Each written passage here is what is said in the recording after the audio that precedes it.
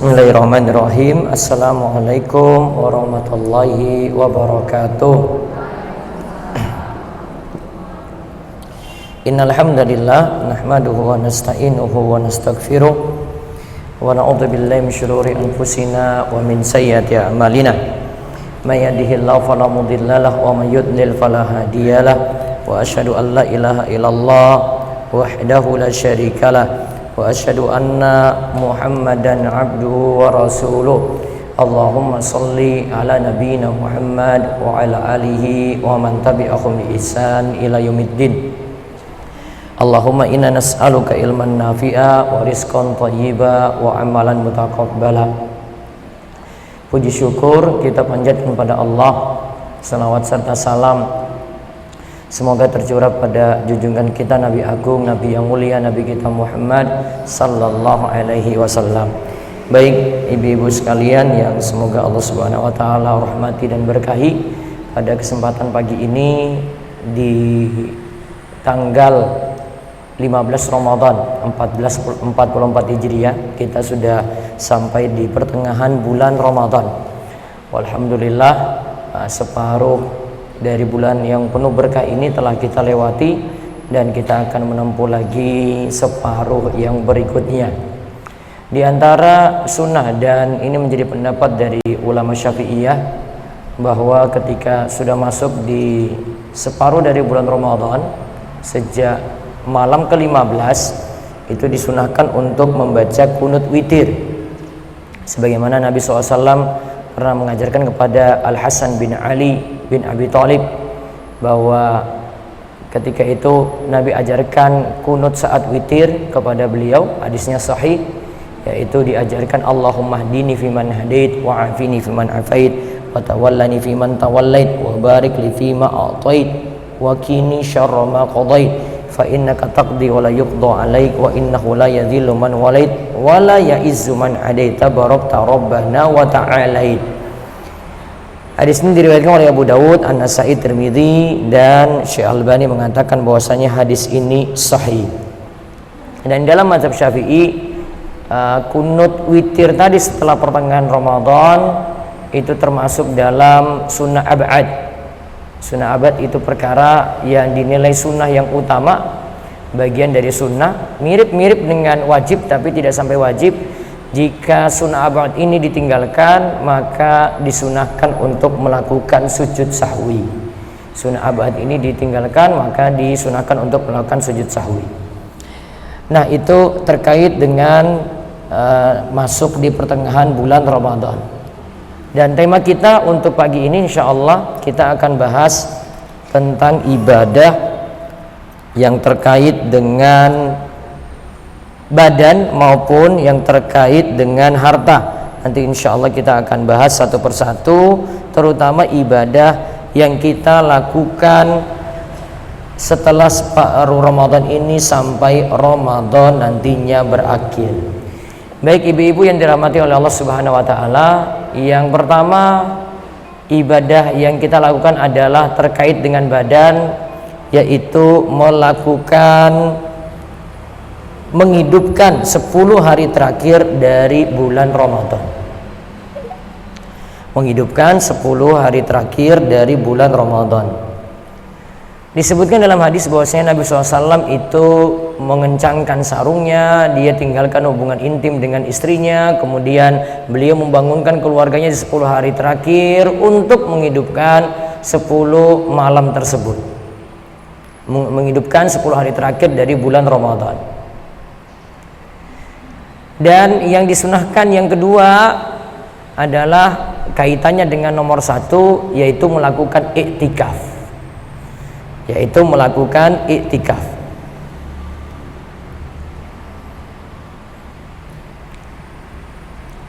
Iktikaf itu adalah secara bahasa artinya berdiam. Tapi yang kita maksudkan adalah berdiam di masjid. Secara bahasa artinya berdiam, tetapi yang dimaksudkan di sini adalah berdiam di masjid untuk melakukan ibadah.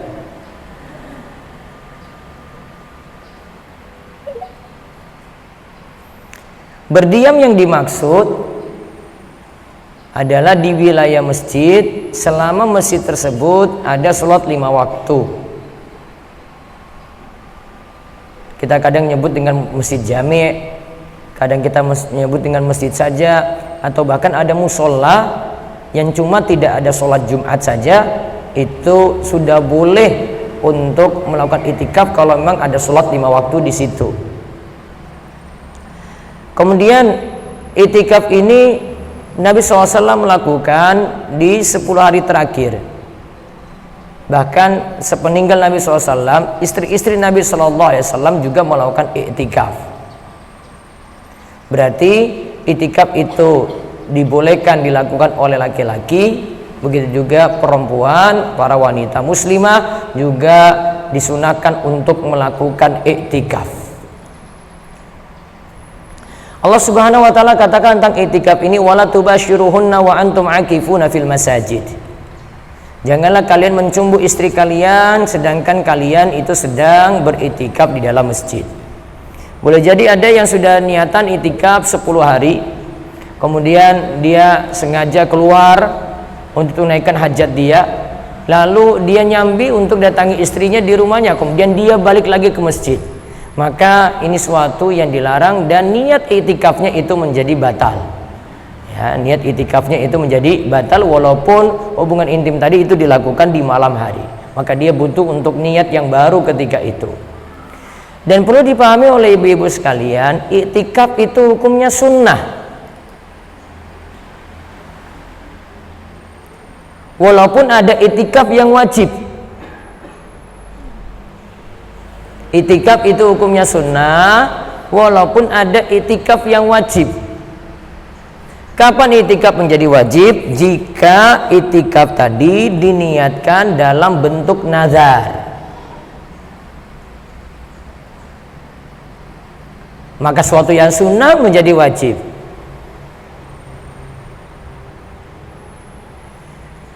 Namun kalau cuma sekadar sunnah saja, aturannya adalah iktikaf itu tidak dibatasi minimalnya dan tidak dibatasi maksimalnya. Ibu tadi dari luar, saya mau niat iktikaf dulu di Masjid Nurul Iman ini deh. Saya mau duduk 1 jam sekaligus saya niatan iktikaf dengar kajian. Itu sudah disebut iktikaf. Tidak disuruh hitung sehari, enggak. Itu enggak sampai sehari. Ibu masuk sholat isya sekalian taraweh, setelah itu mau tadarusan. Saya dari isya tadi saya mau niat iktikaf deh. Ibu keluar jam 11 malam pulang gitu. Kadar minimalnya sudah terpenuhi, sudah disebut iktikaf. Ya, itu sudah disebut iktikaf. Tidak ada batas minimal, minimalnya cuma lahdhah, cuma sebentar, maksimalnya juga tidak dibatasi. Nah, yang para ulama itu bahas nanti di iktikaf nazar. Kalau saya sebut sehari itu berapa lama? Nah, itu. Saya bernazar iktikaf sehari, saya bernazar iktikaf ya semalam, itu berapa lama? Nah, itu.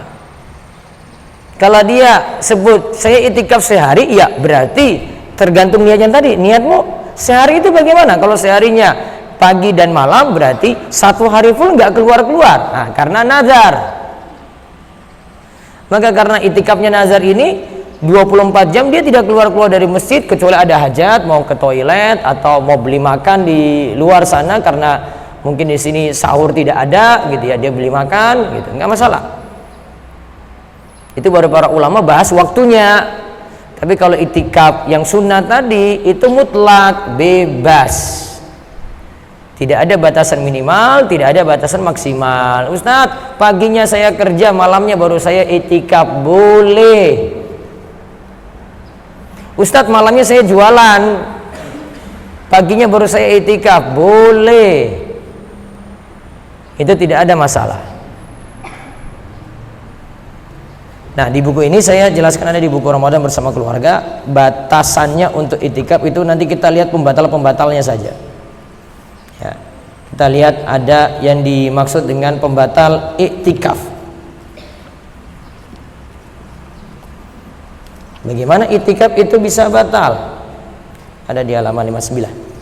Nah, Itikaf itu kan berniat itikaf, terus kemudian kedua berdiam di masjid. Nah, kemudian yang ketiga, orang yang melakukannya itu Islam berakal dan suci dari hadas besar. Oh, berarti itikaf itu jadi batal jika keluar dari masjid. Juga pembatal yang kedua, kalau tadi yang saya sebutkan ayatnya itu karena hubungan intim. Juga bisa memakai yang ketiga lagi, kalau memilih pendapat wanita haid nifas tidak boleh masuk masjid, walaupun ini pendapat yang lainnya lagi ya, maka berarti dia tidak lakukan itikaf ketika itu, dan itu lebih aman. Walaupun saya masih memilih pendapat wanita haid dan nifas itu masih boleh masuk masjid jika ada hajat, tapi kalau itikaf baiknya tidak dilakukan di masjid. Nah, sekarang apa hikmah atau tujuan dari itikaf?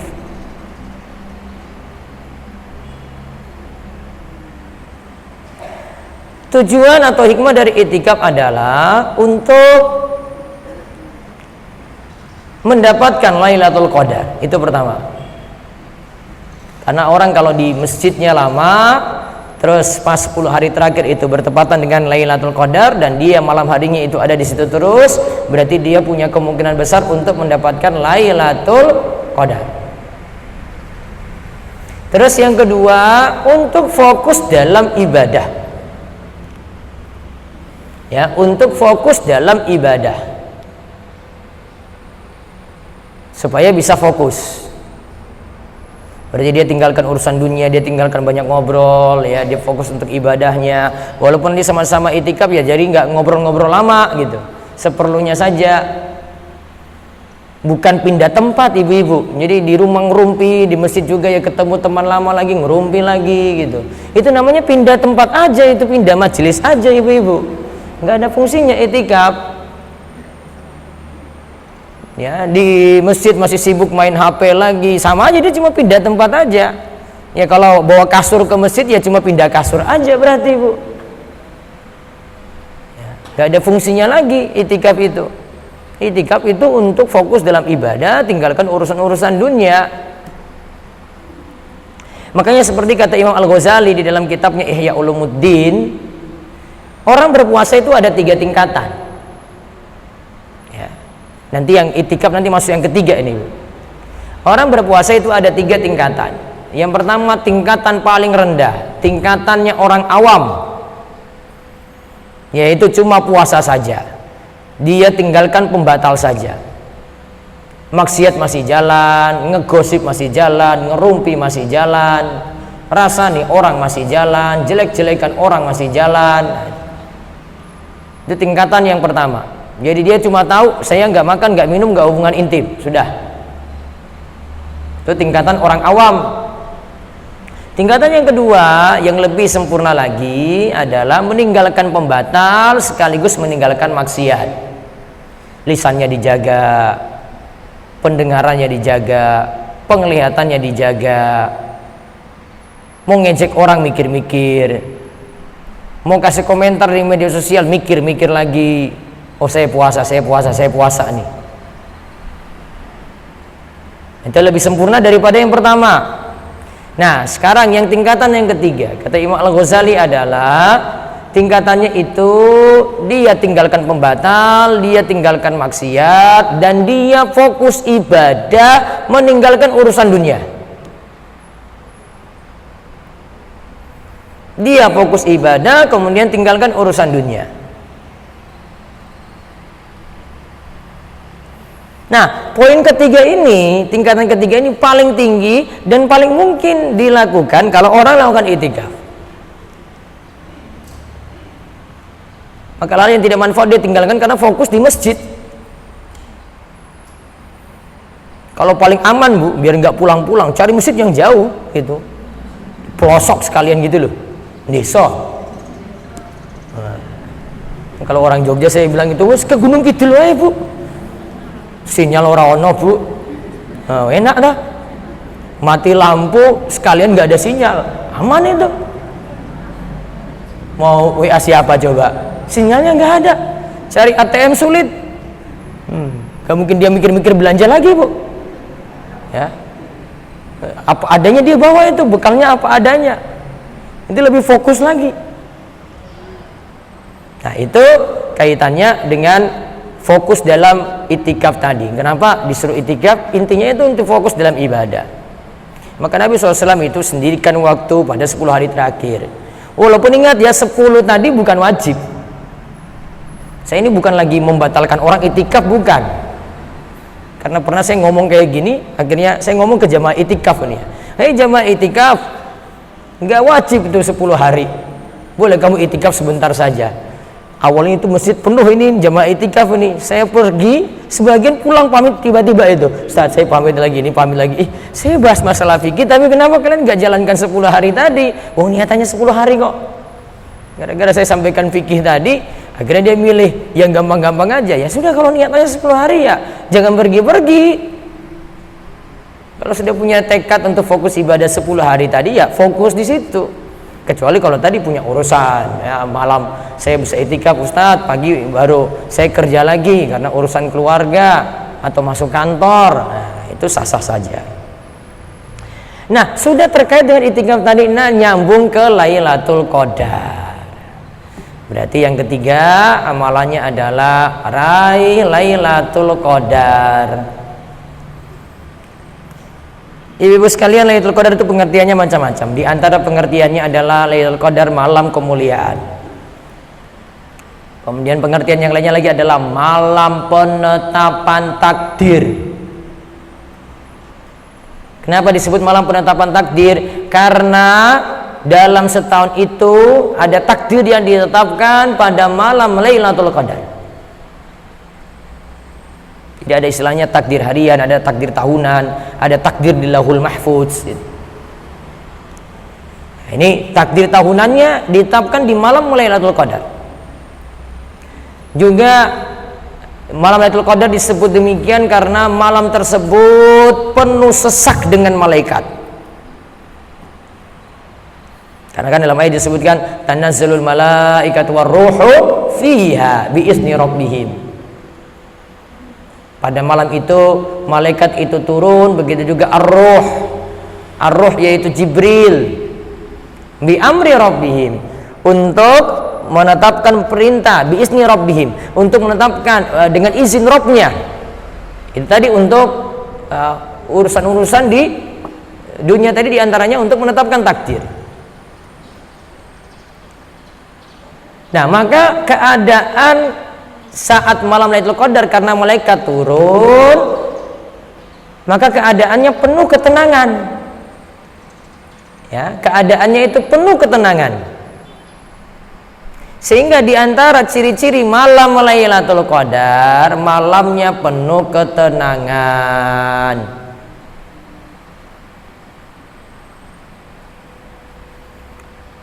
Di dalam hadis yang lainnya lagi sebut ciri-ciri malam Lailatul Qadar lagi adalah pagi harinya matahari bersinarnya tidak terlalu cerah.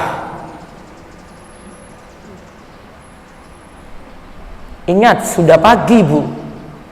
Kalau ibu tinggal nunggu-nunggu tanda ini, berarti ya nggak dapat. Karena kan sudah lewat malamnya tadi. Maka Imam Ibnu Hajar itu katakan, perhatikan bahwa tanda-tanda Lailatul Qadar itu terjadi setelah. Maka jangan nunggu. Sehingga tadi kan tempat kalau lakukan itikaf. Itikaf kan tujuannya untuk Lailatul Qadar tadi kan. Tepat itu. Karena kalau dia itikaf terus pasti dapat. Dia nggak nunggu-nunggu. Terus perhatikan lagi, Lailatul Qadar terjadi 10 hari terakhir. 10 malam terakhir. Terus paling mungkin pada malam-malam ganjil. Tetapi menurut Ibnu Taimiyah malam genap masih mungkin. Malam genap masih mungkin. Ada spidol, Bu. Ada spidol. Spidol. Ya. Masih mungkin di malam ganjil ataupun malam genap. Saya tunjukkan di sini cara hitungnya kayak gini.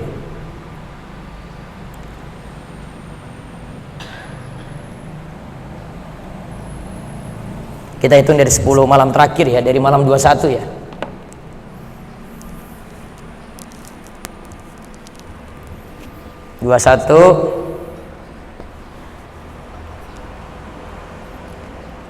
Kalau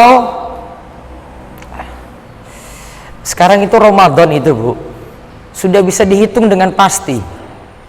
Jadi nanti itu ada yang 29, ada yang 30. Itulah hebatnya di negeri plus 62 ini Bu. Sekarang sudah bisa ditentukan Bu. Ibu nggak nunggu sidang isbat lagi, sudah tahu hasilnya nanti. Sekarang sudah bisa pasti. Kalau dulu itu masih ya kadang iya kadang enggak. Sekarang sudah bisa pasti Bu.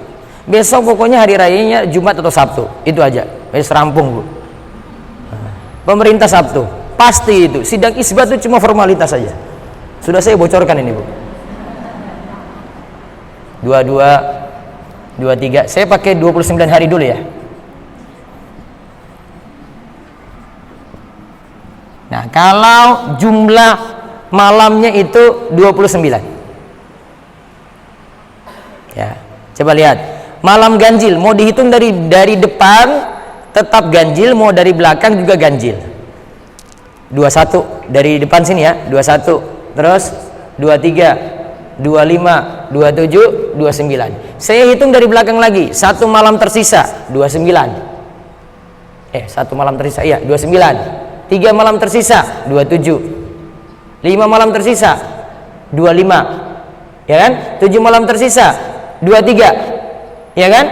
9 malam tersisa 21. Ingat saya pakai istilah tersisa karena hadisnya kayak gitu. Sekarang kita hitung 30. Oke. Yang hari rayanya Sabtu ini. Coba lihat. Ya. Kalau malam ganjilnya sama ya, kayak tadi. 21, 23, 25, 27, 29. Sekarang lihat hitungannya. Kalau satu malam tersisa 30. 3 malam tersisa 1, 2, 3, 28. Ya dah? 5 malam tersisa 26. 7 malam tersisa 24. 9 malam tersisa 22. Genap semua dah, iya kan? Genap semua kan? Genap. Maka lihat, ada malam ganjil, ada malam genap. Kata Ibnu Taimiyah karena tekstual hadisnya dua-duanya, maka kemungkinan di malam ganjil ada, kemungkinan di malam genap juga ada. Berarti 10 ini manfaatkan semuanya saja. Jangan malam genap malah mau ke MALL Bu, mall. Karena milih-milih tadi toh. Sudah milih semua aja ini. Tuh, dapat semua itu. Karena malam ganjil iya, malam genap iya. Karena tekstual hadisnya ada 2 macam. Ada yang sebut malam ganjil, ada yang sebut 9 malam tersisa. Tadi 1 malam tersisa, 3 malam tersisa, 5 malam tersisa, 7 malam tersisa, 9 malam tersisa. Hitungannya kayak tadi dari belakang. Dari belakang hitungnya, Bu. Jelas itu ya? Berarti kesimpulannya malam ganjil iya, malam genap juga kemungkinan ada. Walaupun seringnya terjadi pada malam ganjil, ada riwayat yang sebut itu langsung spesifik, malam 27. Namun kata Imam Nawawi, Lailatul Qadar terjadi itu nanti berganti-ganti harinya Bu, malamnya itu berganti-ganti. Tidak ada yang pasti. Apa hikmah Lailatul Qadar itu tidak ditentukan malamnya juga? Tidak, Allah langsung beritahu malam 27, malam 23. Kenapa tidak dipastikan langsung? Agar 10 malam terakhir tadi ibadahnya full, bagaikan orang yang berada di partai final, pingin serius di akhir-akhir. Itu sudah masuk partai final Bu, ya. Finalnya di sini. Coba aja lihat yang bertahan di masjid kan semua orang-orang yang masuk final itu Bu. Iya kan? Soft sholat kan makin maju tahu ibu-ibu kan di masjidnya kan. Hebat itu masjidnya itu, Masya Allah. Di negeri kita tuh kayak gitu. Kalau di Mekah sana makin akhir makin full Bu. Kalau di negeri kita makin akhir, wes ya sudah hilang sak sop. Akhirnya akhir Ramadan ibu-ibu satu sop, bapak satu sop. Justru dikasih yang terakhir agar orang semangat di hari-hari terakhir tadi itu. Hikmahnya kenapa tidak ditentukan ya? Agar ibadahnya full. Kalau ditentukan satu hari saja, maka nanti orang akan fokus cuma satu hari. Terus catatannya lagi, bagi ibu-ibu yang datang bulan. Ini pertama dulu ada yang nanya ini, Ustaz, saya mau masuk Ramadan biar ibadah saya full. Gimana ya Ustaz ya, saya pakai obat penghalang haid aja Ustaz, biar 30 hari bisa ibadah full. Saya jawab, boleh Bu, tapi menerima takdir itu lebih baik. Mendingan menerima takdir Bu. Kalau tanya boleh nggak, boleh. Ustaz saya nggak haid gimana? Ya itu sudah memang nggak haid. Jadi kan nggak akan dapat hukum haid di situ Bu. Tapi mending nerima takdir itu lebih baik. Sebagaimana Aisyah kan ketika dia itu haji, dia sedih banget ketika haid. Ya Rasulullah, saya haid ini. Dia sedih banget. Ini mau melakukan ibadah bagaimana saat haji? Rasulullah SAW katakan, lakukan segala amalan yang dilakukan oleh orang yang berhaji, illa tatufi fil bait, kecuali engkau tawaf keliling Ka'bah. Tawaf nggak boleh. Amalan haji yang lainnya boleh. Tawafnya nggak boleh, amalan hajinya itu boleh. Nah makanya kalau untuk urusan haji sama umroh, malah saya sarankan Bu, untuk yang mau umroh atau haji, ibu-ibu mendingan pakai obat penghalang haid. Soalnya nanti ibu akan tabrakan dengan tawaf Bu. Ini problem banget ini. Kalau tawaf ibu belum melakukan saat umroh atau haji Bu, itu belum tahallul namanya. Kalau belum tahallul Bu, berarti nggak boleh dekat-dekat suami. Ya, nggak boleh hubungan dengan suami Bu. Orang Indonesia itu kan nggak mungkin, oh saya belum tahallul ya, saya tunggu haid saya suci dulu, saya pulang ke Indonesia dulu deh, baru nanti kalau sudah suci saya balik lagi tawaf. Mungkin Bu? Mungkin? Mau balik aja mikir-mikir. Kalau orang Mekah, orang Madinah, orang sekitar Saudi Arabia, istrinya pulang dulu deh 1 minggu nanti baru balik lagi gitu, aman. Mereka pakai kendaraan aja nyampe dekat. Maka karena ada masalah tawaf ini, maka disarankan, kalau saya sendiri lebih menyarankan ibu pakai obat penghalang haid kalau mau tindak umroh atau haji, karena lebih penting Bu. Problem itu, Ustaz, saya sudah pakai tadi obat penghalang haid, namun ternyata keluar sudah. Ya sudah, pasrah dengan takdir. Nah, sekarang problem lagi nih, Ustaz, sebentar lagi mau pulang ke Indonesia, saya belum tawaf. Ini perlu saya jelaskan solusinya sekarang atau nanti aja ya, ketika umrah sama haji aja? Hah? Perlu diberitahu Bu, solusinya. Nah, tadi itu dia sudah pakai obat penghalang haid, tapi ternyata keluar juga Bu, takdir. Sekarang gimana tawafnya? Kalau tawaf tadi kata Nabi SAW pada Aisyah apa tadi? Kamu lakukan amalan apapun ketika haji tadi kecuali apa? Tawaf keliling Ka'bah. Nah, sebagian ulama seperti Ibnu Taimiyah itu katakan bersuci itu bukan syarat untuk tawaf. Nah, dengan berbagai alasan yang beliau kemukakan itu.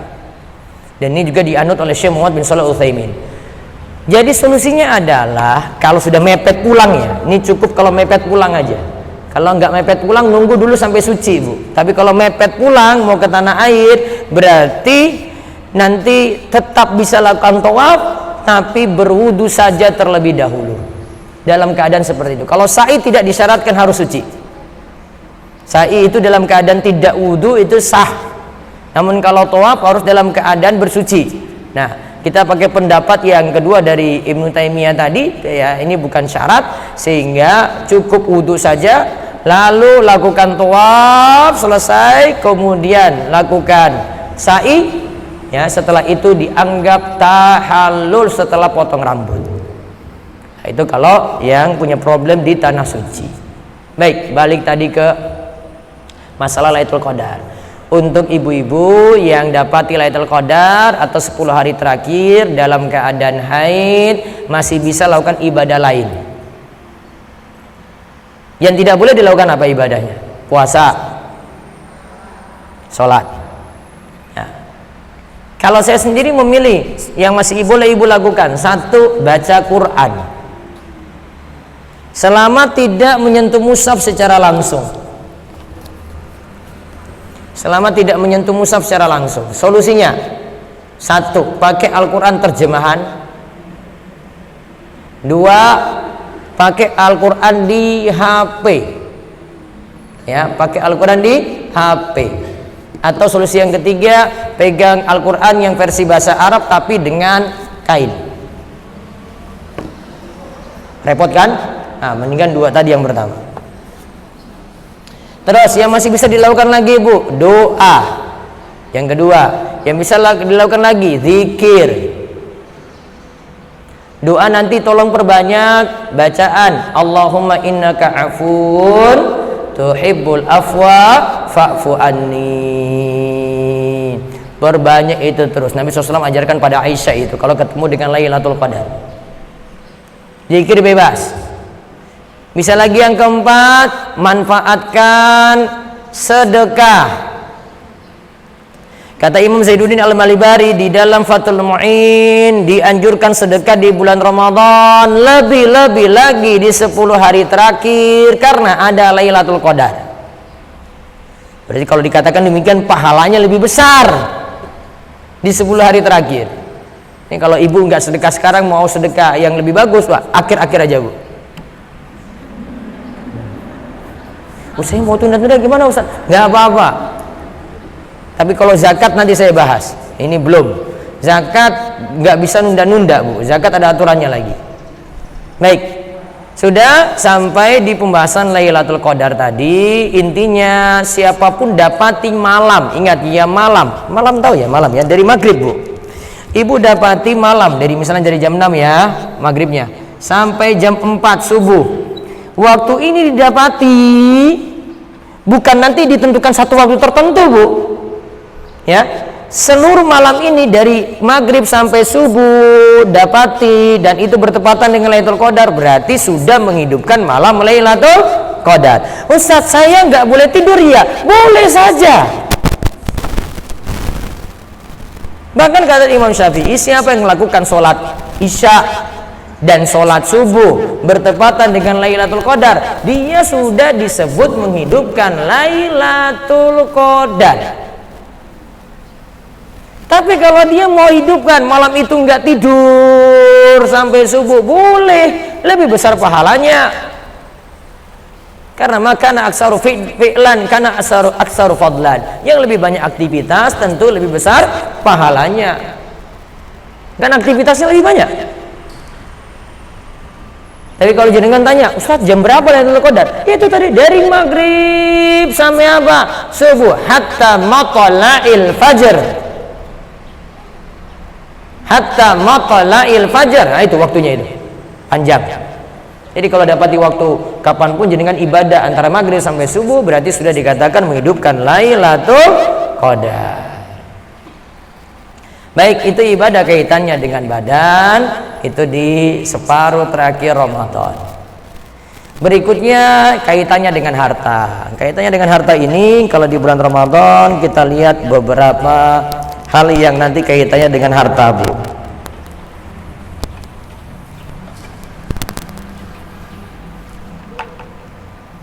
Satu, bayar fidyah. Dua, bayar zakat fitrah.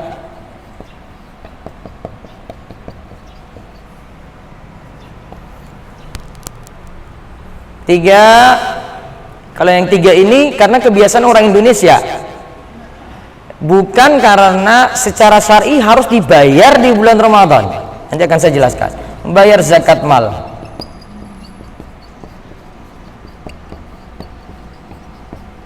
Oke, kita lihat satu-satu dulu.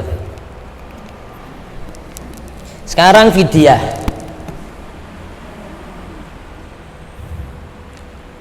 Siapa yang bayar fidyah?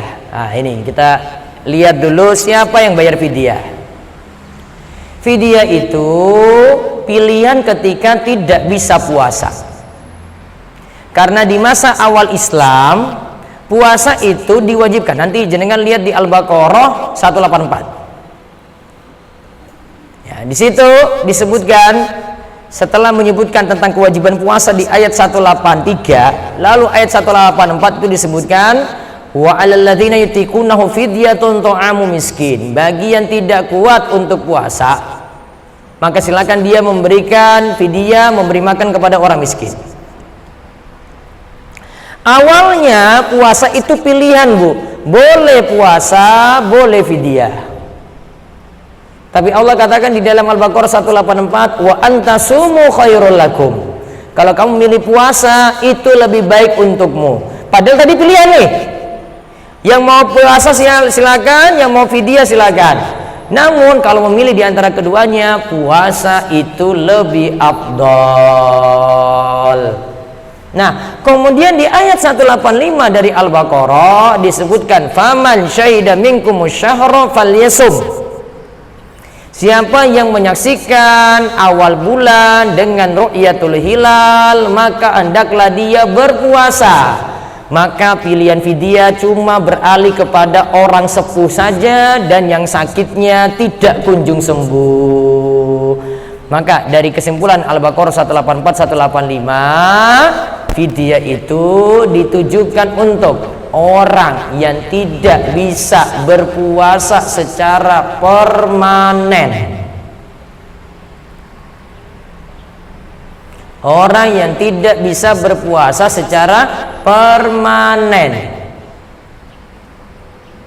Tadi ada orang sepuh yang tidak kuat lagi puasa, terus ada lagi yang kedua yang sakit, yang sakitnya tidak kunjung sembuh.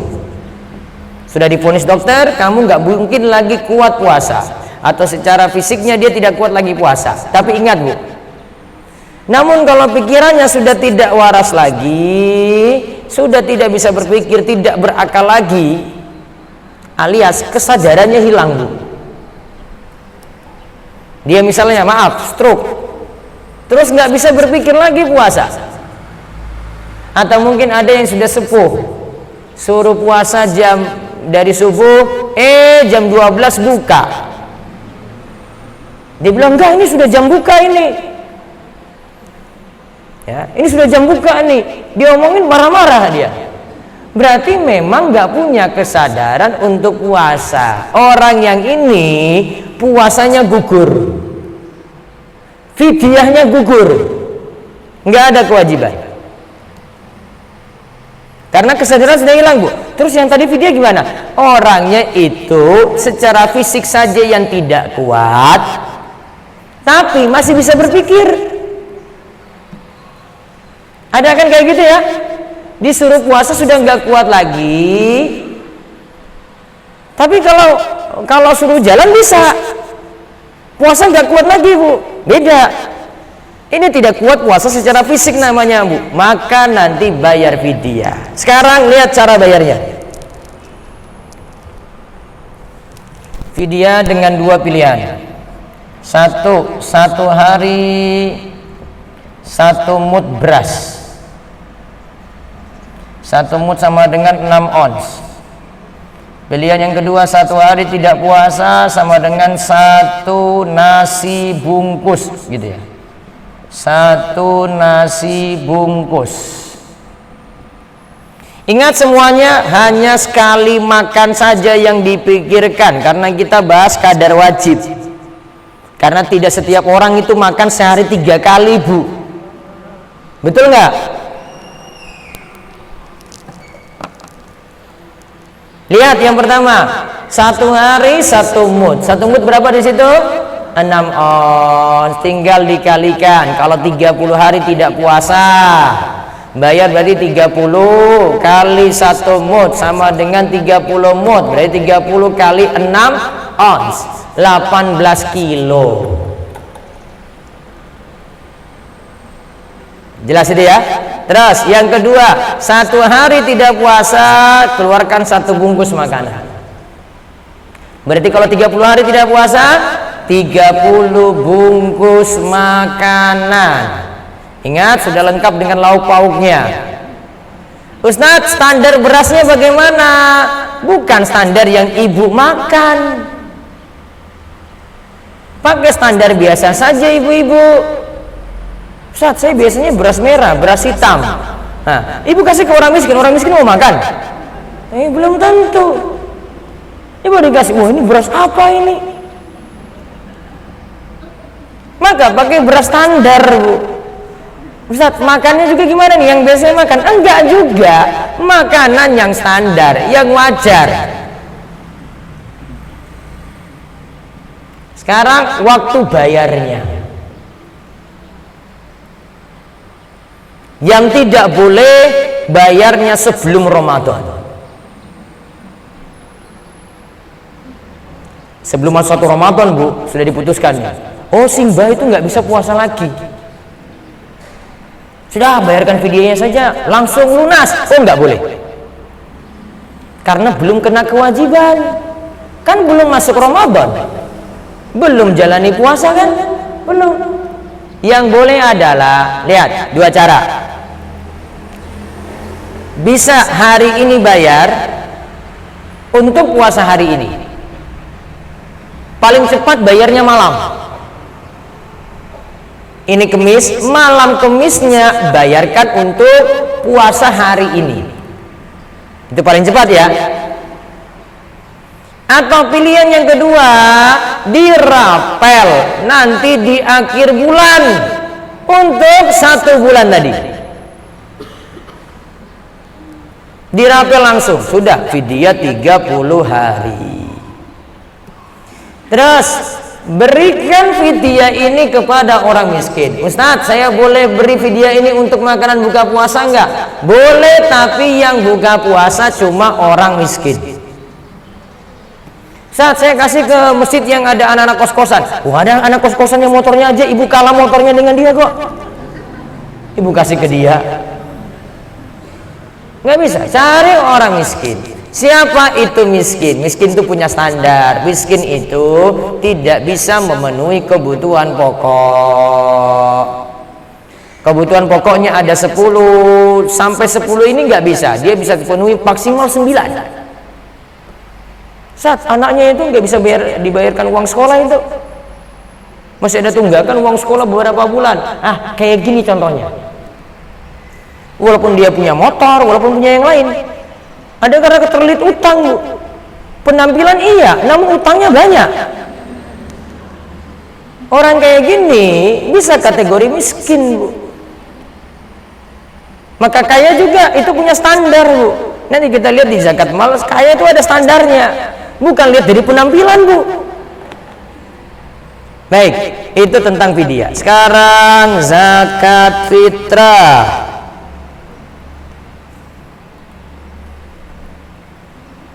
Oh ya, tadi ada yang terlewat ya. Tadi video tadi untuk siapa, Bu? Yang tidak bisa berpuasa secara permanen. Nah, sekarang untuk wanita hamil dan menyusui. Sering ditanya-tanya nih. Bayar fidyah atau qada? Lihat rincian saya, Bu.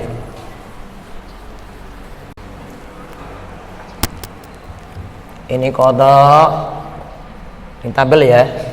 Ini fidyah. Kondisi pertama, wanita hamil menyusui. Ini wanita hamil menyusui. Kalau mampu puasa lebih baik puasa, Bu. Lebih afdal puasa kalau kuat. Tapi lihat kondisinya satu. Jika khawatir pada diri si ibu,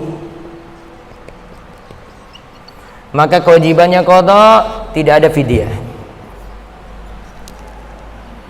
Terus jika khawatir, misalnya ibunya takut lemas, ibunya ya, bukan anaknya ini, nggak ada masalah di anaknya, ibunya takut lemas, takut nggak kuat, berarti ibunya, maka cuma qada saja, fidyah tidak.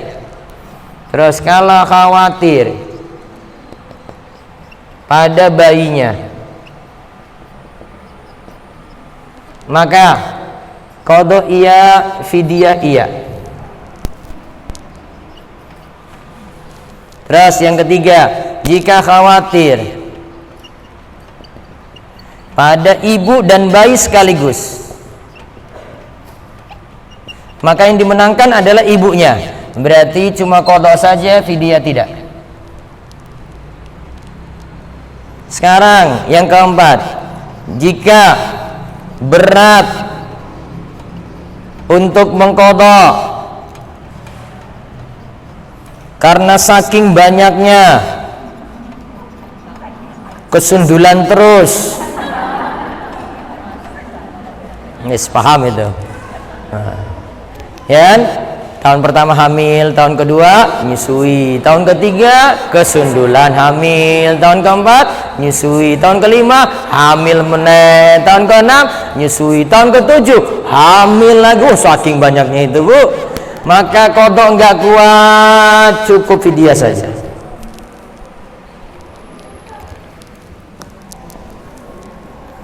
Itu baru fidyah saja, Bu.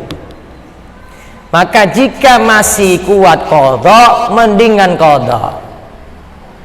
Ustadz, saya dulu sudah punya anak 10 tahun yang lalu, 20 tahun yang lalu.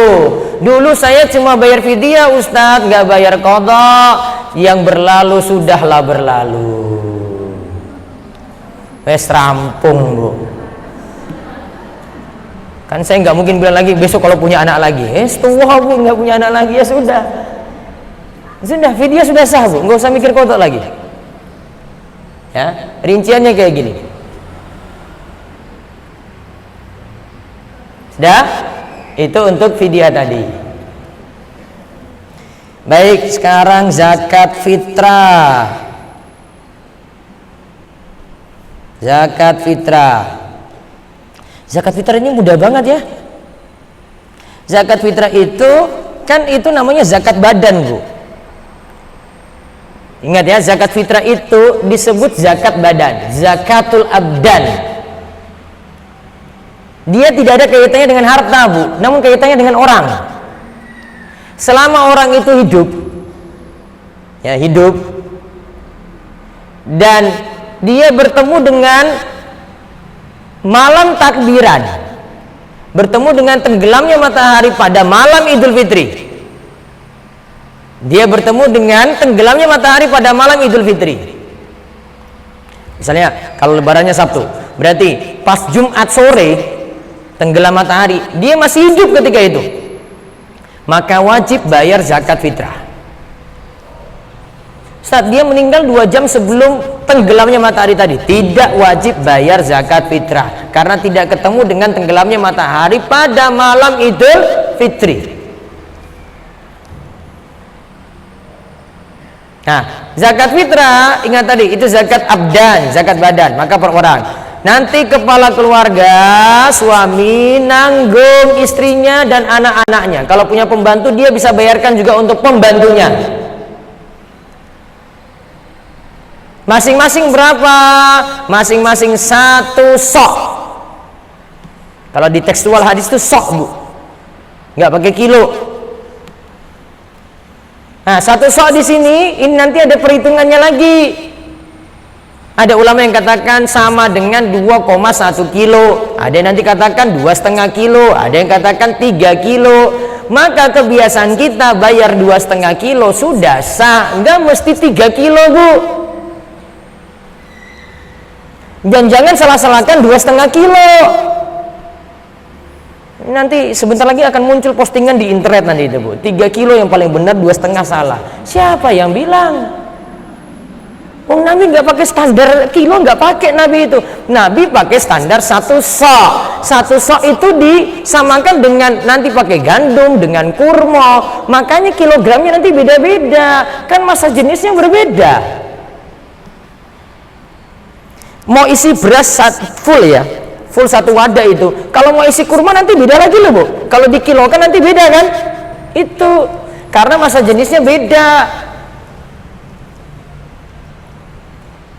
Maka pokoknya timbangannya antara 2,1 sampai 3 kilo sudah sah. Ya sudah, kalau di masjid bilang 2,5 kilo, bayar 2,5 kilo. Ya, bayar 2,5 kilo. Atau sebagian sudah pakai 2,5 kilo, ini dihargakan dengan bayar dengan uang sekian, ya silakan.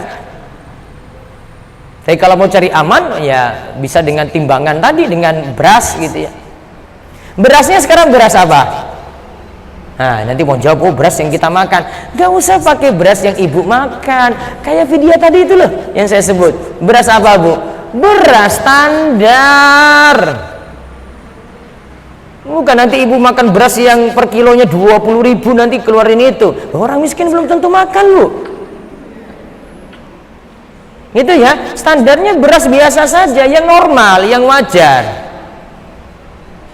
Nah, itu dikeluarin, masing-masing kepala itu dikeluarin 2,5 kilo atau 1 sok tadi. Hatta sampai bayi pun kena. Bayi sudah kena, Bu, kalau sudah lahir. Dia tidak pandang, wah ini sudah balik, belum, enggak. Fitrah itu kehitungannya badan, per badan. Ya, hitungannya per badan. Ustadz, saya punya anak, Ustadz, sudah kerja, sudah punya penghasilan, namun masih tinggal dengan saya, Ustadz. Kalau dia sudah bisa mandiri, mending bayar sendiri. Kalau sudah tidak ditanggung lagi orang tua, mending bayar sendiri. Baik, zakat fitrah nanti ingat bayarnya sebelum sholat id, tidak boleh setelah sholat id. Dalam mazhab Syafi'i dari 1 Ramadan dibayarkan sudah sah. Dari 1 Ramadan sudah sah. Ya, namun paling bagus mepet-mepet ke Idul Fitri lebih bagus. Dan ingat, zakat fitrah itu dibayarkan di hari kita berhari raya. Di mana kita berhari raya? Oh, saya hari rayanya di Solo, bayarnya di Solo. Oh, saya mudik, Ustadz, saya ke Jakarta. Oh, berarti bayarnya di Jakarta. Itu paling afdol. Namun kalau sudah terlanjur bayar di Solo sudah sah. Terakhir tentang zakat mal. Nah, kalau namanya zakat mal, Bu, itu terkait harta. Kalau tadi zakat fitrah terkait apa, Bu? Badan. Kalau zakat mal itu terkait harta. Jadi harta ibu yang dihitung. Ingat, harta ini punya sifat tumbuh atau berkembang. Maka harta yang kena zakat itu yang nantinya nilainya bertambah secara kuantitas maupun kualitas. Ibu punya uang bertambah terus, nah maka kena zakat. Terus ibu punya emas, emasnya dari dulu 100 gram. Jumlahnya tetap, Bu. Namun ternyata sudah 5 tahun, dari 5 tahun yang lalu nilainya itu 500.000 per gram. Sekarang berapa? 1 juta ya, naik. Walaupun gramnya tetap 100 gram, karena nilainya naik, tadi 500.000 naik jadi 1 juta. Nah, maka harta seperti ini kena zakat. Baik, lihat. Yang kena zakat harta tertentu saja, tidak semua harta. Ingat, yang dipakai pribadi itu tidak kena zakat. Seperti rumah pribadi, mobil pribadi, motor pribadi, tanah nggak diapa-apain, tidak kena zakat. Perabotan tidak kena zakat. Sofa tidak kena zakat. Yang dalam rumah mahal-mahal itu nggak kena zakat. Oh, tas saya gimana, Ustaz? Tas saya tas branded, tidak kena zakat. Nggak masuk, Bu. Cuma tertentu aja. Coba ibu hitung nanti ini cari harta ini di rumah, Bu. Kalau harta ini ada berarti kena, Bu. Ya, 1 emas, 2 perak, 3 uang. Ini 3 pertama aja ini sudah kena, ini salah satunya nih, Bu. Terus 4 ternak. Ternaknya pun itu, lihat, ternaknya ini unta, sapi, kambing. Ini kan kalau saya bahas ini kan nggak cocok nih di sini. Nggak ada yang peternak di sini. Dan rata-rata sapi di Jawa, kambing di Jawa, Bu, itu nggak kena zakat. Kenapa nggak kena? Karena disyaratkan untuk ternak itu yang kena zakat harus saimah. Saimah itu apa? Saimah itu digembalakan di padang rumput, pakannya gratis. Orang sini gimana? Pakannya tuku, Bu. Cari. Bahkan dibuat, ada yang difermentasikan juga. Berarti nggak masuk. Ini untuk sapi kambing di daerah NTT sana, Bu. Ya, bukan di sini. Terus sekarang hasil pertanian. Ini untuk makanan pokok saja. Juga buah-buahan. Buah-buahan itu ada kurma dan anggur saja. Kurma dan anggur saja. Apel nggak masuk, jeruk nggak masuk, pisang nggak masuk, ya, mangga nggak masuk. Terus yang kelima, barang tambang, cuma emas dan perak saja. Barang tambang, cuma emas dan perak saja. Terus yang keenam, harta rikas. Rikas itu harta karun, peninggalan non muslim, jahiliyah. Misalnya peninggalan candi, ditemukan zaman ini, pas di depan rumahnya. Terus ini dibeli sama si pemerintah. Pemerintah kemudian ganti rugi, ya, ganti ruginya itu dizakati. Terus yang ketujuh, stok barang dagangan. Ini untuk para pedagang-pedagang nih, juragan-juragan. Yang saya kalau mikir yang ibu kena itu emas 1, mungkin ada perak 2, uang juga kena toh? Iya toh Bu, jujur kena. Terus yang keempat, stok barang dagangan ya. 4 ini aja yang kena ya. Baik, perhatikan hitungnya gini. Pertama, hitung zakat itu mudah sekali. Ini nggak usah pakai konsultan Bu. Kalau ibu tanya ke saya langsung ini. Saya nggak perlu di ini Bu. Ini nggak perlu pakai konsultan, mudah sekali karena syariat itu mudah Bu. Jadi ibu orang awam pun bisa hitung. Nggak mungkin syariat itu dibuat sulit Bu. Pasti hitungannya mudah karena kita nanti bayar. Lihat, yang pertama kali jenengan mikirkan itu nisab dulu. Nisab ini standar orang disebut sugih kaya itu ini Bu, di sini Bu. Ini nilai minimal kena zakat. Ini pikirkan nisab dulu Bu.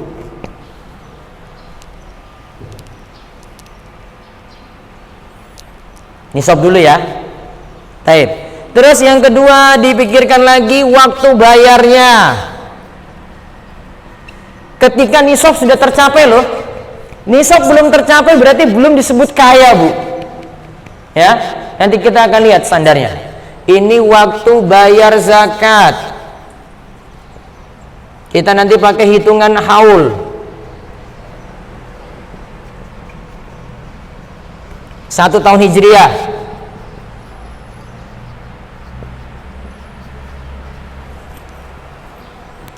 Kan saya cuma bahas 4 ya. Yang ternak saya nggak bahas. Maka haulnya pasti 1 tahun. 4 yang tadi saya sebut, emas, perak, uang, stok barang dagangan, itu pasti 1 tahun hitungnya. Kalau hasil pertanian sekali panen langsung kena zakat. Terus yang ketiga yang perlu dipikirkan lagi setelah itu, total harta.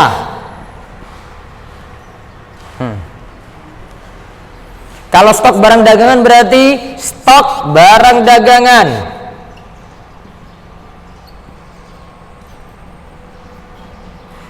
Ingat, pakai dengan nilai jual, bukan modal. Dengan nilai jual saat dikeluarkan zakat. Sudah total harta sudah dapat, total stok barang dagangan nilainya sudah dapat. Sekarang yang keempat, kalikan total tadi dikalikan 2,5% atau dibagi 40. Sekarang besaran zakat. Yang keempat, besaran zakat sama dengan 2,5% dikali totalan tadi, total harta, atau total harta dibagi 40. Oke, kita fokus ke 4 tadi saja Bu. Sudah lihat ya, langkah-langkahnya paham ini Bu ya. 1 apa tadi Bu? Nisab dulu. Terus mikir apa? Sudah punya nisab, terus mikir haul. Setelah itu baru hitung total zakat, total hartanya. Yang punya toko, total stok barang dagangan saat mau bayar dengan nilai jual saat mau bayar tadi. Kemudian yang keempat, besaran zakatnya. Total harta dikalikan 2,5% atau total harta dibagi 40. Sudah ingat 4 langkah ini ya? Sekarang kita lihat 4 harta tadi.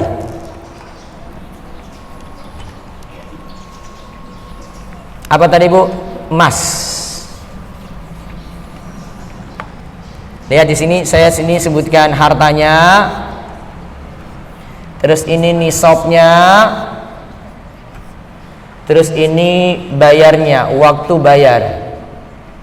Besarannya tadi sudah ya, 2,5%. Lihat hartanya, emas tadi ya.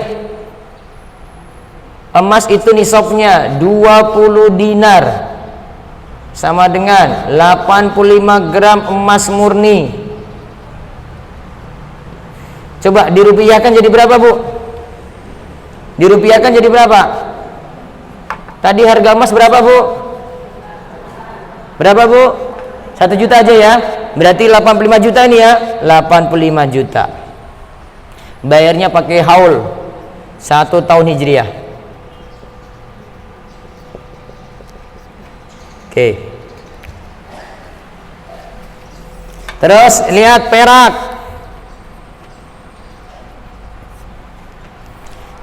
Nisabnya 200 dirham. Sama dengan 595 gram perak murni. Sama dengan kemarin pedagang perak bilang 11.000, 6,5 juta rupiah. Oke, ini perak ya. Terus sekarang yang punya duit, uang. Coba perhatikan di sini Bu. Yang punya emas kalau sudah punya 85 nanti dimasukkan nanti emas antam, emas perhiasan, jadikan satu.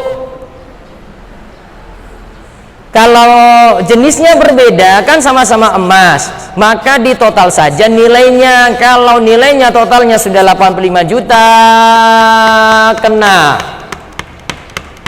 berapa persen? 2,5%. Bisa dikeluarkan emasnya, bisa dengan uang senilai emas tadi yang harus keluar. Perak juga sama seperti itu. Nah sekarang uang. Uang ini dulu itu di masa Nabi uangnya adalah dinar atau dirham. Makanya tadi saya sebut dinar ada, dirham ada di sini. Sekarang kita pakai uang kertas. Maka standarnya di sini kalau menurut fatwa Al-Lajnah Ad-Daimah, Komisi Fatwa Kerajaan Saudi Arabia, antara emas atau perak ini manakah yang lebih duluan tercapai, itulah yang nanti jadi nisab. Maka kita pakai atau untuk emas atau perak, emas atau perak. Coba lihat nilainya Bu. Emas berapa? 85 juta. Perak 6,5 juta. Mana yang duluan tercapai? Mana yang duluan tercapai? 6,5 juta. Berarti uang ini nisabnya 6,5 juta.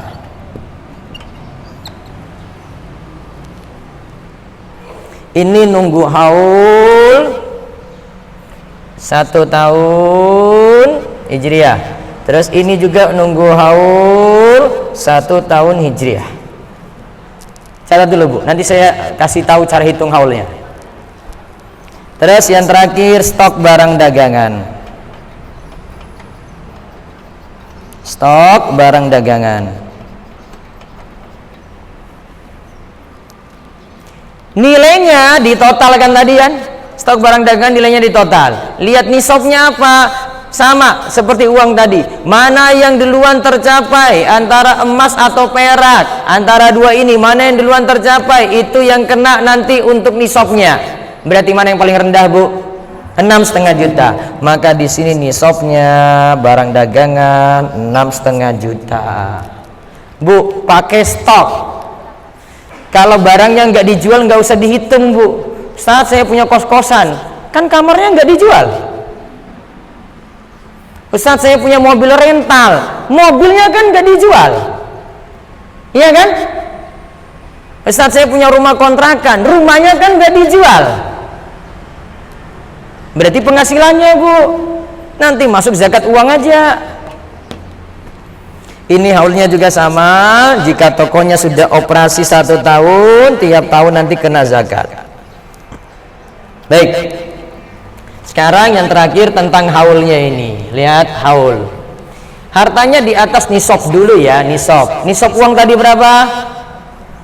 Nisab uang berapa, Bu? Berapa nisab uang? 6,5 juta. Misalnya saya nggak pakai bulan Ramadan aja, Bu ya. Kalau Ramadan biasa, saya pakai bulan Syawal aja ya, mau bayar zakat ya.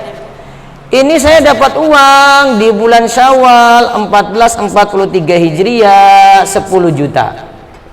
Sudah di atas nisab? Sudah masuk nisab belum? Sudah, ditulis nisab. Ya. Terus lihat, uang ini kita tunggu bertahan dulu. Ini nggak dikeluarin zakat. Karena 10 juta pakai dulu. Maka nanti zakat, ingat kalimatnya, zakat itu ambil dari yang tersimpan. Tersimpannya berapa? Kan ini baru 10 juta dapat ya kan? Kan belum tentu tersimpan. Betul nggak? Jangan-jangan 10 juta dapat langsung bayar utang 9 juta. Ya sudah, Bu, sisa 1 juta. Walaupun tadi sudah nisab. Iya, ketika ibu sini sudah nisab, sudah kaya, Bu. Namun kalau bayar 9 juta, sisa 1 juta, nggak jadi kaya, Bu. Sudah di bawah nisab. Nah, kita taruhlah bertahan nih, tersimpan sampai Syawal. Tolong perhatikan, jangan bayarnya bulan April. Nanti bulan April tahun depan tuh bukan Syawal lagi loh, Bu. Ingat, bayarnya pakai kalender Hijriah, Syawal ke Syawal, itu dibiasakan itu, Bu. Ustadz, saya bayarnya Januari. Saya nggak mikir Januari, Bu. Mikirnya bulan apa Hijriahnya. Karena hitungan harinya berbeda, Bu. Ini ya, sudah 1443, tunggu 1 tahun. Ustadz, ini alhamdulillah simpanan tadi itu 10 juta tersimpan dan ada yang masuk. Ini masuk. Alhamdulillah, ini dapat di Syawal 1444 Hijriah jadi 50 juta. Nah, sekarang lihat, Bu. Nanti ada pertanyaan gini, Ustaz, ini kan ada uang yang baru masuk. Yang ini sudah 1 tahun. Iya kan? Yang baru masuk ini kok dimasukkan di sini, hitungannya di sini. Bu, ini mikir paling simpel, paling gampang. Kalau ibu mikirnya gini, Ustaz, yang harta ini saya hitung 1 tahun ya, berarti nanti di bulan Syawal saya bayar. Oh, ini di bulan Zulqa'dah ada yang masuk lagi, nanti di bulan Zulqa'dah saya bayar. Kalau ibu hitung kayak gitu, mikir tiap bulan, Bu, repot. Maka saran saya, jadikan satu. Yang baru masuk ini dianggap bayarnya satu sama. Maka wahai orang kaya, perhatikan, tentukan dalam 1 tahun itu kapan bayar zakat. Maka nanti kalau ibu balik nanya ke saya, Ustadz, saya bayarnya gimana, Bu? Bu, ibu bayar zakatnya kapan? Itu saya balik ulang nih. Kalau ibu bayar zakatnya misalnya di bulan Syawal, mikir nanti di bulan Syawal terus. Di bulan Syawal tinggal di total. Uang tadi ini berkembang, ada yang masuk, ada yang keluar, masuk tersimpan jadi 50 juta. Maka kena zakat berapa, Bu? Totalnya ini 50 juta dikalikan 2,5%. Tapi catatannya di sini ya, kalau ada utang yang jatuh tempo yang harus dibayarkan, utangnya bayar dulu. Yang jatuh tempo saja. Termasuk juga kalau ada harta yang bermasalah dari 50 juta ini, Ustaz, dari 50 juta ini ada uang haram 10 juta. Uang haram 10 juta nggak kena zakat. Terus diapain?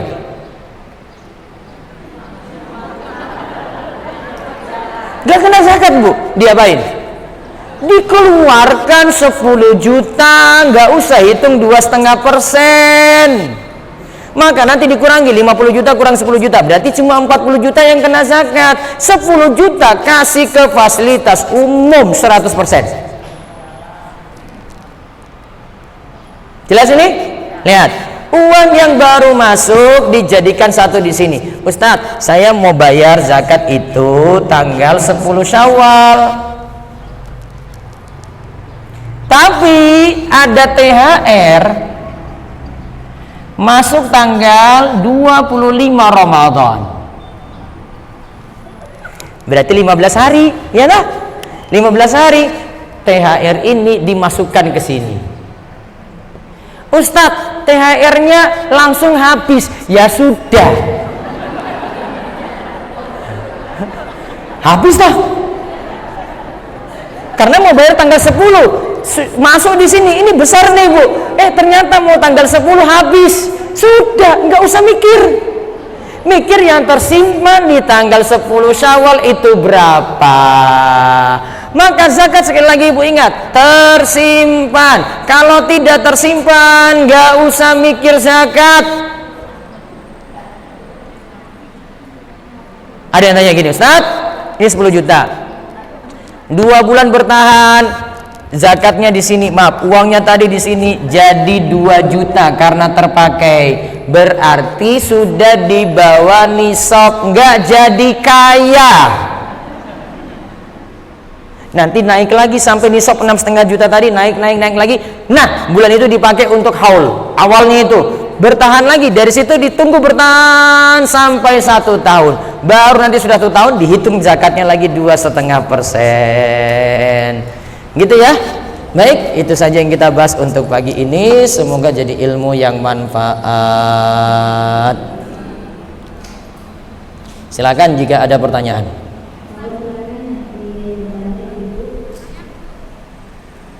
Ye. Dia pakai mic itu. Ya.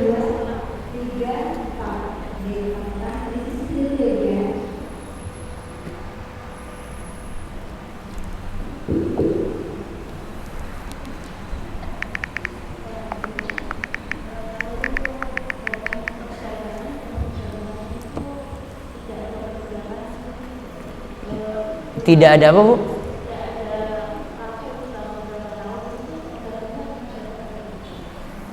Barang dagangannya?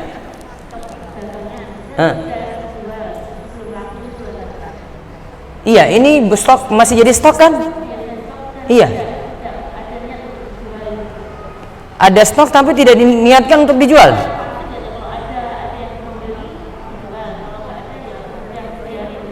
Niatnya nggak jelas itu ya berarti ya. Iya kan? Kalau ada yang mau beli saya jual, kalau tidak ada yang mau beli berarti tidak dijual gitu. Nggak usah masukin di dalam stok barang dagangan, Bu. Nanti susah di Ibu.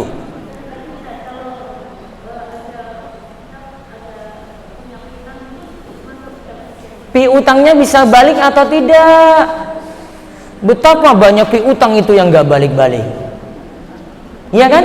Harus dipastikan dulu piutangnya bisa balik atau tidak. Karena ada yang berutang ghosting, Bu, lenyap, WA-nya hilang, kontaknya hilang.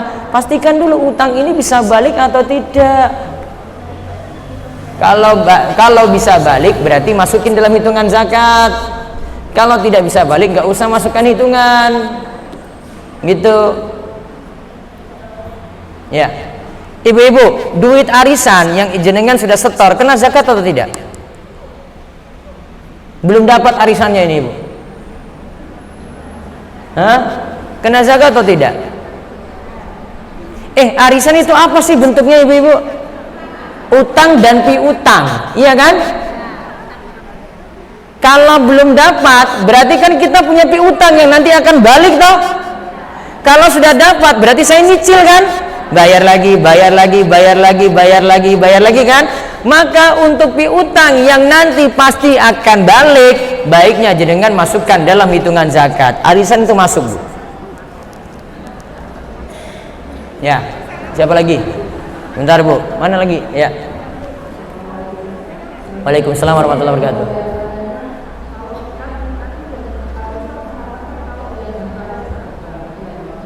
Ya. Kena zakat.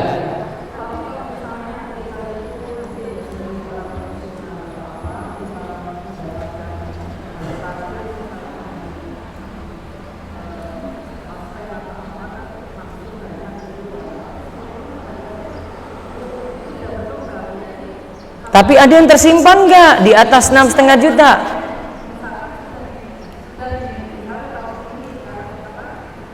Nah,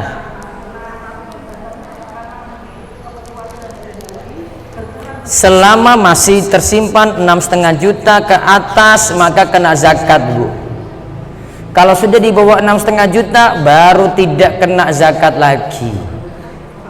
Dana pensiunan seperti itu yang sudah diterima. Kalau ibu nggak mau kena zakat, dihabiskan aja, Bu. Itu nggak kena. Kalau tersimpan resikonya terkena, Bu. Ya. Tentang masalah iktikaf untuk ibu-ibu.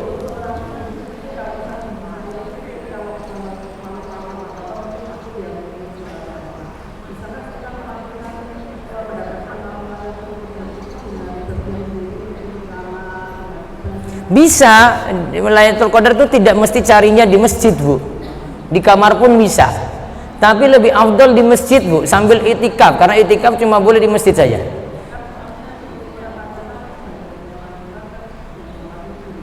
Iya, tapi khusus itikaf boleh di masjid. Dan itikaf memang cuma di masjid saja, tidak ada itikaf di kamar, dalam kamar nggak ada, Bu. Nggak disebut itikaf, cuma ibadah saja di dalam kamar. Oke. Berikutnya lagi.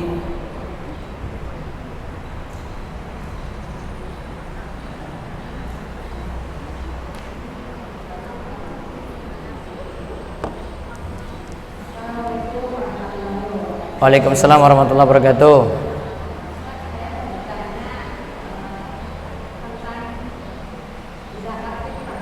Zakat fitrah.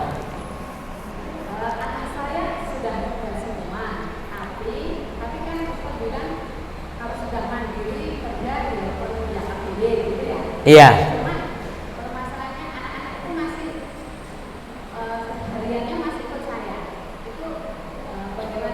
Kalau ibu bayarkan atau orang tua bayarkan tetap sah juga, Bu. Tidak apa-apa. Iya. Iya.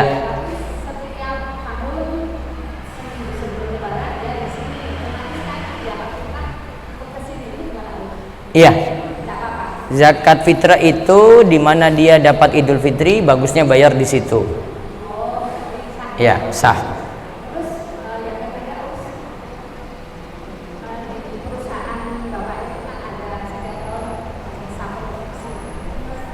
Wow. Jasa produksi.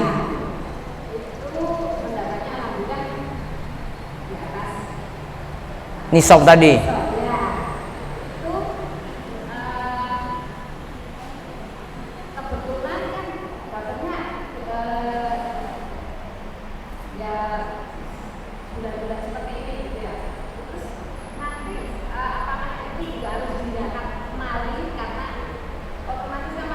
Nah, saya balik nanya lagi, biasanya bayar zakat bulan apa, Bu?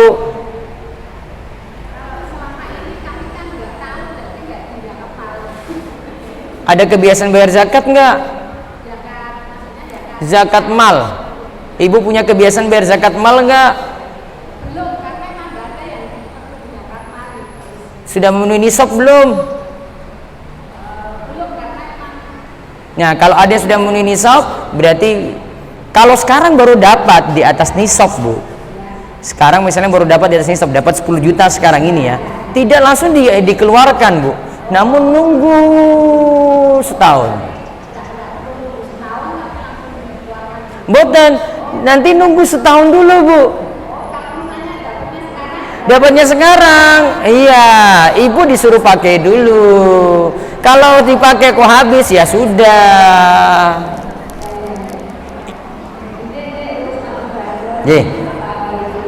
Waalaikumsalam warahmatullahi wabarakatuh. Berikutnya lagi.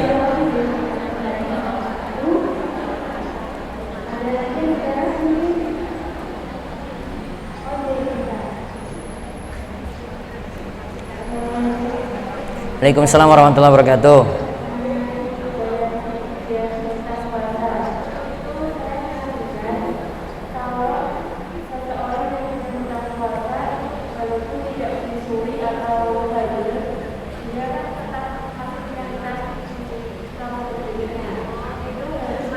Oh, Ya. Baik. Berarti ada sampai Ramadan berikut masih ada utang puasa yang belum dibayar. Baik. Lihat hitungannya kayak gini. Nah, tolong ibu-ibu, ini penting banget ini. Ini yang biasanya utang puasanya nggak dibayar-bayar, sudah lewat beberapa kali Ramadan itu nggak lunas-lunas, gitu kan? Nah, tolong diperhatikan.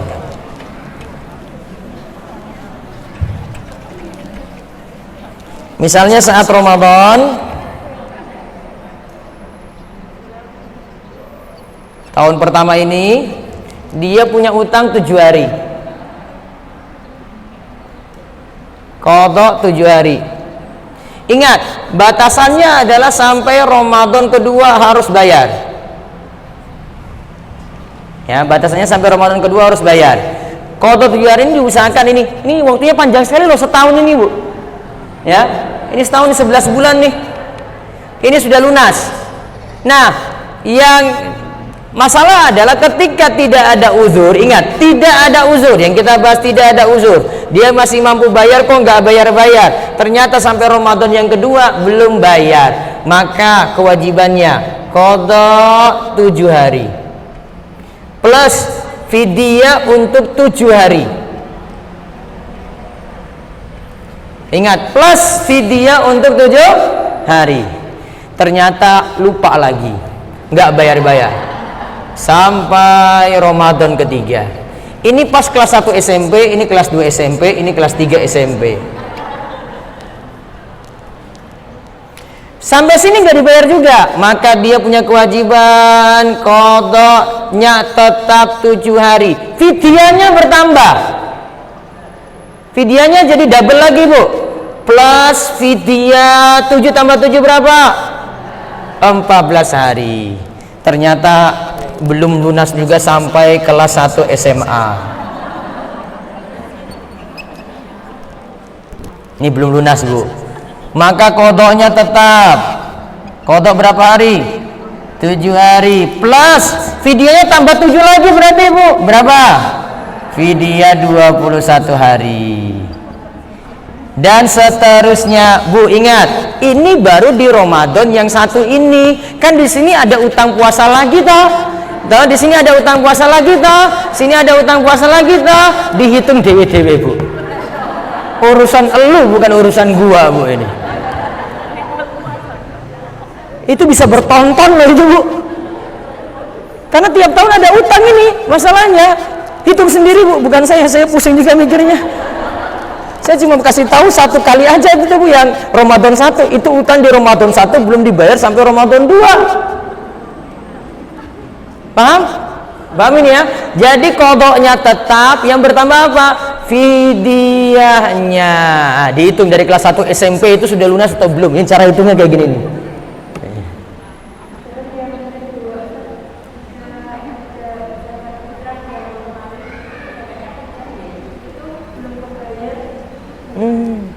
Zakat fitrah belum kebayar sampai sholat Idul Fitri, belum sampai Ramadan berikutnya. Berarti utang zakat fitrah itu namanya, Bu.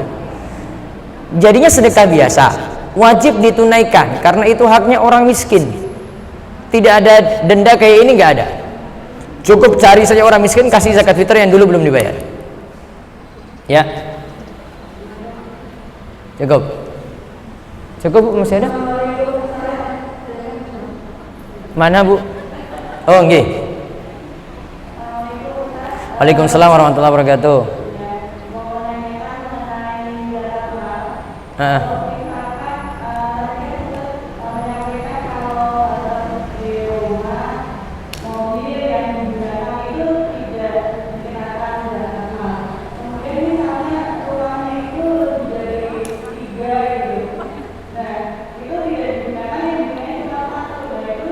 Apanya dibagi 3, Bu?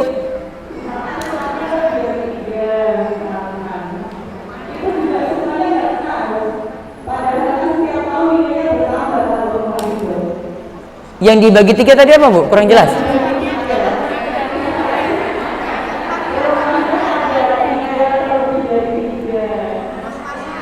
Rumahnya.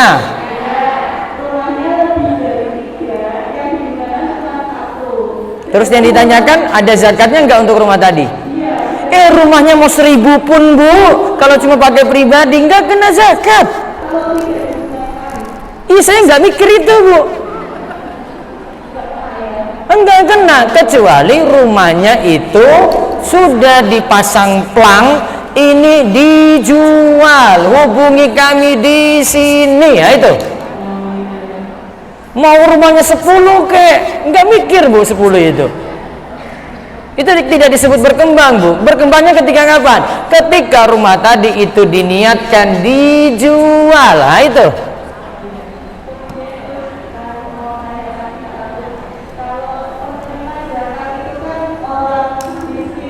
Iya. Kalau misalkan dalam satu dari keseluruhannya itu ada orang miskin yang tidak dapat memenuhi kebutuhannya, dan itu juga tidak atas zakat. Untuk satu dari keseluruhan misalkan orang tua atau anaknya. Nanti bisa baca di sini ada tabelnya, ya. Siapa saja yang berhak menerima zakat Bu? Ada bukunya di situ ya. Buku panduan zakat mal kontemporer ini. Ayah ibu nggak bisa dikasih zakat. Saya punya zakat ya, saya nggak bisa kasih ke ayah ibu. Anak saya nggak bisa kasih zakat juga, ya. Terus istri saya nggak bisa kasih zakat.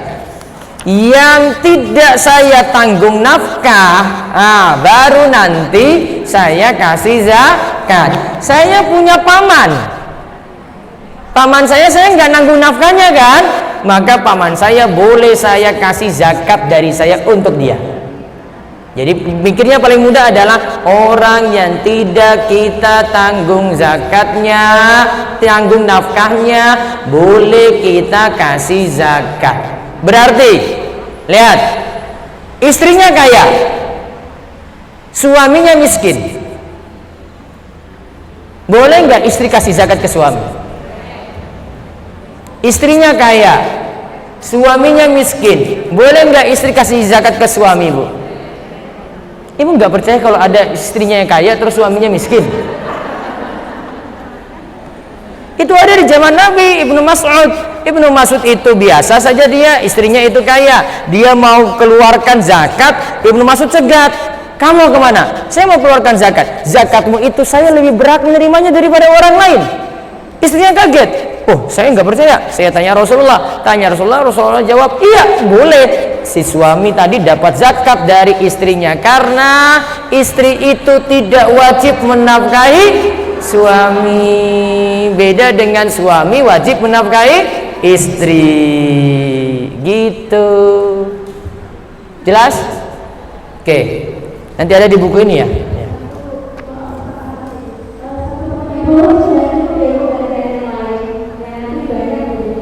Ya.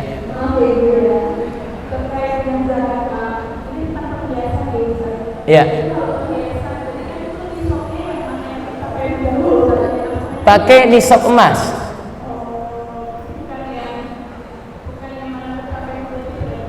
Bukan yang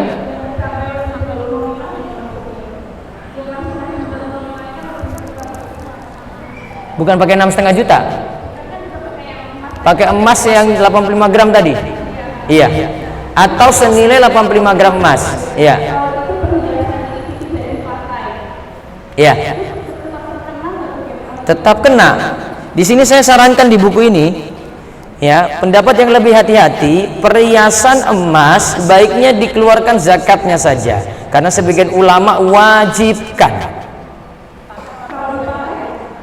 Mau dipakai ke, nggak dipakai ke,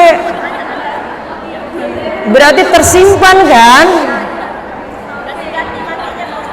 Mau ganti-ganti pakainya ke, mau tiap nanti yang mau kalau ke pernikahan ini pakai yang ini aja. Pokoknya yang tersimpan ibu punya itu kena 85 gram tadi nilainya. Itu urusan lain Bu, ini kita lagi bahas urusan zakat Bu.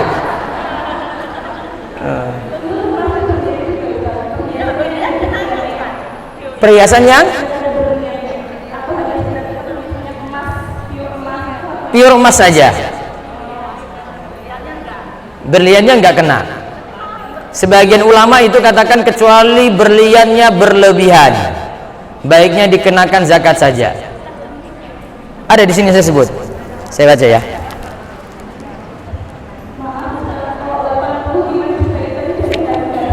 Harga emas murni 24 karat. Bukan harga perhiasannya, maka perhiasannya sampai nilai emas 85 juta. Kalau di sini sebut permata, batu mulia dan semacamnya untuk pribadi, asalnya tidak kena zakat. Namun menurut beberapa ulama dihukumi wajib dikeluarkan zakatnya jika di luar batas kebiasaan. Berarti sudah banyak sekali, keluarkan saja 2,5%. Ya. Iya.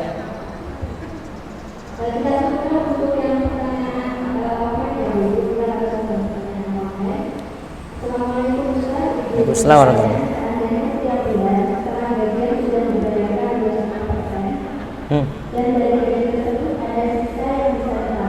Ya. Nah, kelemahan zakat yang bayar tiap bulan, Bu. Pertama, tadi kan kita hitung per tahun ya, Bu ya. Per bulan kenapa saya kurang sarankan, Bu? Satu, boleh jadi hartanya tadi belum sampai nisab. Satu ya.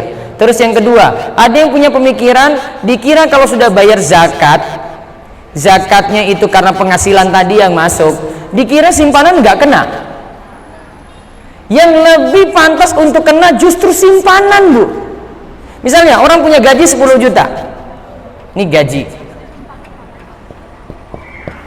Nisab ya. Nisab ini ya. Tapi dia punya simpanan 1 miliar. Bu, ini kalau mau hitung 10 juta dikalikan 2,5% jadi 12 ya. Berarti 250.000 dikalikan 12 ini cuma 3 juta, Bu. 1 miliar tersimpan, ini 2,5%-nya 25 juta. Bu, jauh. Tuh, kelemahan bayar zakat tiap bulan itu orang nggak pernah mikir simpanan, Bu. Makanya kalau saya sendiri kalau sudah terpotong di gaji, saran saya ya, kalau sudah terpotong di gaji 2,5%, nganggap saja itu seperti kita sedekah biasa. Sudah terjadi, sudah ada regulasi di situ. Sudah dianggap keluarkan saja, Bu. 2,5% kecil kok.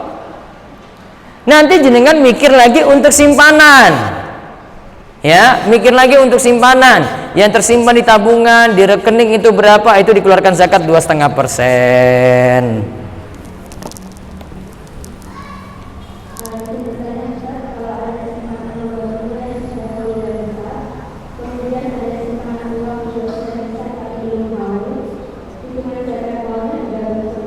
Pokoknya nisab dulu baru nunggu haul. Dua ini harus tercapai. Kalau salah satu saja tidak bisa, Bu. Sudah punya harta nunggu setahun tapi tidak sampai nisab, belum kaya berarti. Kalau sudah mencapai nisab belum haul, berarti juga belum. Kecuali tadi kalau ikutan, dia ikutan dari uang yang sudah mencapai nisab terlebih dahulu, itu nggak masalah. Satu lagi terakhir mungkin, Bu. Ya.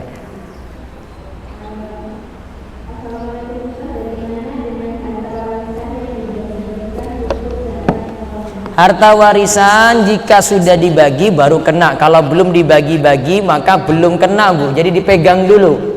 Kalau sudah dipegang baru kena zakat. Nanti hitungannya per individu. Ya, nanti digabungkan saja dengan harta simpanan. Digabungkan dengan harta simpanan, nah itulah yang nanti kena zakat. Dengan harta simpanan saja dibayarkan ketika kebiasaan bayar zakat.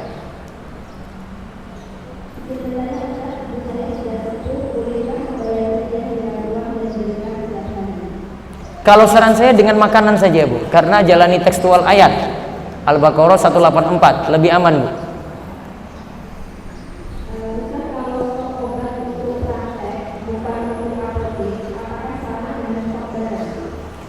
Kalau stok obat tidak dijual maka tidak masuk, Bu. Kecuali kalau dia itu seperti punya apotek sendiri, baru nanti yang jadi stok barang dagangannya obat-obat yang di dalam apotek tersebut. Beda, Bu.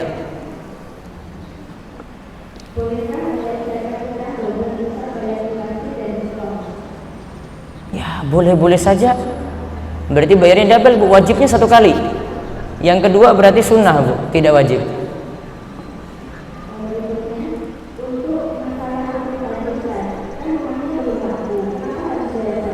Karena sudah jadi stok barang dagangan. Siapa suruh nggak laku rumahnya, Bu? Kalau langsung laku ini ya, saya jual sekarang ini 2 bulan langsung laku, ya sudah dalam bentuk duit berarti kan Bu. Namun kalau sekarang saya jual 1 tahun nggak laku, itu kan sama dengan stok barang dagangan yang belum laku setahun, kena stok barang dagangan gitu.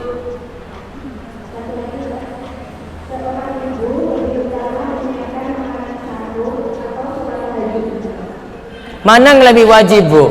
Sediakan makanan sahur, siapkan makanan sahur, ataukah sholat tahajud? Bisa nimbang-nimbang sendiri itu. Mana yang lebih wajib Bu? Ini mau jawab tahajud juga nih. Tahajud nggak terlalu wajib Bu. Saya sarankan siapkan makan sahur dulu, setelah itu makan bersama keluarga. Masih ada waktu nunggu subuh kan? Masih bisa tahajud. Ya, masih bisa tahajud Bu. Kecuali kalau jenengan bangun awal sekali, waktunya masih longgar, silahkan. Baik, itu saja, mudah-mudahan manfaat. Semoga Allah Subhanahu wa taala memberkahi sisa Ramadan kita yang tinggal 15 hari lagi. Semoga bisa tuntas dan Allah berikan keberkahan untuk badan kita, diri kita, dan juga untuk harta kita, dan mudah-mudahan kita istiqomah ba'da Ramadan dan jadi lebih baik selepas Ramadan nanti. Demikian yang kami sampaikan. Wabillahi taufik. Assalamualaikum warahmatullahi wabarakatuh.